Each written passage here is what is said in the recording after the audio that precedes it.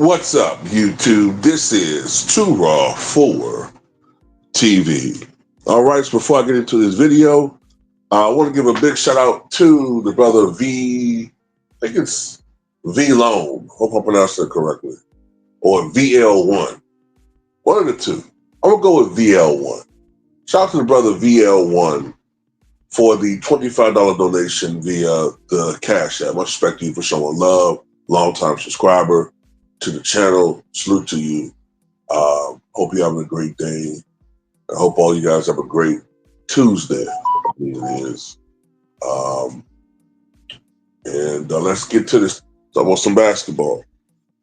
Now, last night was game one of the Eastern Conference semifinals between the New York Knicks and the Boston Celtics. And although the Knicks are a really good team, the perception has been that they're not quite at the level of the elite teams in the NBA. I believe they did not beat Boston at all during the regular season. I think some of the games were blowouts for Boston over the New York Knicks, as far as the final score is concerned, at least. And I think the Knicks have a losing record, a considerable losing record against the other elite teams of the NBA. And it looked to be the same thing was going to happen yesterday. I think in the third quarter, the Knicks were down 20 at one point in time. Now, something did happen. I'm not saying that this was what caused the Knicks to come back, because the Knicks probably would have, the way they was playing, the Knicks might have won and probably would have won anyway. But it did seem like the Knicks started going on a bit of a run, chipping away at the lead, when the Celtics lost Kristaps Porzingis. And I don't know whether or not he's going to be back for the next game or not. Probably, considering this is the playoffs. But whatever the case may be, Kristaps Porzingis is 7'3", and a guy like that, not only does he give you scoring, but he also can be very disruptive on the defensive end of the floor, especially around the rim. His versatility out there was missed. And the Boston Celtics totally blew this game, man. They totally blew this game. Just because they reverted back to playing stupid basketball. I get it. Shooting three-pointers is their bread and butter. But it doesn't mean that you should just be mechanical out there, just yakking up threes just for the sake of yakking them up, especially when you look at the percentage that you're shooting as a team and it's just not your night.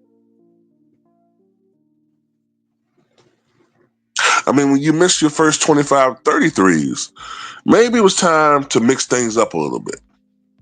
But by the time they did start taking it to the hole, they couldn't convert. Or they were starting to lose it. They were starting to get the ball stolen from them. And anyway, with the case made, all said and done, the New York Knicks, the Road Warriors, all of a sudden came away with a 108-105 overtime victory over the Boston Celtics. I'm telling you something, man, I love these low-scoring games. Well, relatively low-scoring games compared to the NBA's average. I mean, I know the seasonal average was around 113, 114. In the playoffs, the scoring average has to be much lower than that. Like, I would gather it's probably 105 or something. It's much lower than what it was in the regular season. But anyway, for the Boston Celtics, let's start with the New York Knicks. The New York Knicks were led by OG Anunoby, 29 points on 10 of 20 from the floor, 6 of 11 from downtown, 3 or 4 at the line. He had some big shots down the stretch when he was going on those little incremental runs, which they was chipping away the lead. It wasn't like one real big run.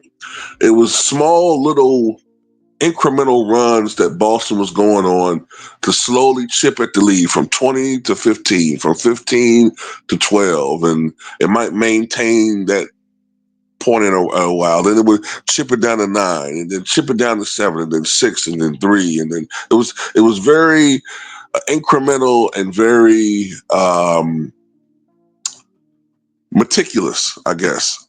A meticulous, you know, thing that they did. Brunson had 29 points, only shot 9 of 23 from the floor. He wasn't the fourth quarter killer per se. He did hit 5 out of 9 from 3-point range, but he was misfiring down the stretch. It was others, and not just offense, but on the defensive side of the ball that were contributing. And Karl-Anthony Towns had 14 points, 13 rebounds. His offensive output was limited due to him being in serious foul trouble. 5 fouls picked up in this particular game. And McBride had 11 points for the New York Knicks. And Josh Hart had 14 points and 11 rebounds. The Knicks as a team only shot 43%, but that was a far cry better than what Boston shot. Just 35% from the floor. That might be the worst shooting game of any team in this postseason. Only teams I think that could compete with that. Well, maybe not. You had the Miami Heat game where they lost by 56, 55, and then of course you had that game where the Thunder lost by 51. But it's down there. The Celtics also set a record for most missed three-pointers in a playoff game. They missed 45 three-pointers. They shot only 15 of 60 from three-point range. 15 of 60. I wonder if that 60 three-point attempts is a playoff record in itself. 25% from three-point range. Now, the Knicks almost shot themselves in the foot from the free throw line. They got to the line 31 times, but only converted 17 times, just 55%. But that was offset by their three-point barrage, particularly in the second half and fourth quarter and overtime, where they shot 17 as a team altogether, 17 of 37 from the line. So that was able to overcome their poor free throw shooting. The Knicks were able to overcome that. Boston was 22 of 26 in the line, but it was not enough. Jaylen Brown, 7 of 20, 1 of 10 from three-point range. Jason Tatum, 7 of 23, 4 of 15 from three-point range. Both had 23 points on just 43 shots. Well, 46 points on a combined 43 shot attempts. Derek White, 19 points, but only 6 of 18 from the floor, 5 of 16 from three-point range. Drew Holiday makes his return from the injury, and he only shot 2 of 7 from three-point range himself. Peyton Pritchard had 15 points. And, yeah, man, Boston's poor shot selection and inability at the end of the game to execute offensively. And they just missed a lot of open shots, too. I mean, you can make an argument that, hey, if some of those shots drop, they win. True. But sometimes you got to do something different, man. And Boston, to me, that's always been my little knock on them is like, man, when those threes are going down, they look like an unstoppable team.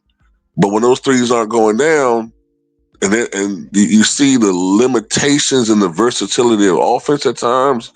And I'm gonna tell you something else too. Jason Tatum, these are type of games, these are type of performances that oftentimes make me look at him as a tier below the other greats. Like Jokic. I gotta give him his props tonight. Well, today now, since I'm recording the next day. But Jokic, even though we despise this motherfucker, LeBron in his prime, KD when he had his run, Steph Curry, these guys. See, I always tell people the playoffs is when I think these players truly make their mark. Now, Boston did win a championship, but I've rarely seen Tatum put the Celtics on his back and dominate and carry the squad. Like, you know what I'm saying? Like, has he had great games? Yes. Is he a very good player? Yes. Is he inconsistent? Fuck yeah. And last year, Boston benefited from a playoff run where they played a lot of injured teams. I mean, it's just facts. Every team they played in the playoffs, that team has significant injuries to their core. This year hasn't been, that hasn't been the case. Now they just played. Hell, what? Who they played in the first round just then? I forgot already who the hell they just played. Boston just played Orlando, right? And Orlando got a game from them, and that's the 7th seed. And the Knicks, this Knicks team has been scrappy so far in this postseason, man. And they kind of started to remind me of the Knicks of last year, at least the way they're playing. And they've been road warriors. They've won I believe they won their last 3 road games. So, I tell you one thing, Boston's already shaky, but if Boston somehow loses game 2, I think they're going to win game 2. And I think they're going to win game 2 rather convincingly. That's just my guess. But if somehow Boston loses game 2, series over with. It's over. Because I don't see Boston winning 2 games in New York for the rest of the series. I don't see them doing that. 1, maybe. 2, no. But anyway, that's all I got to say about it. Tell me what you guys think.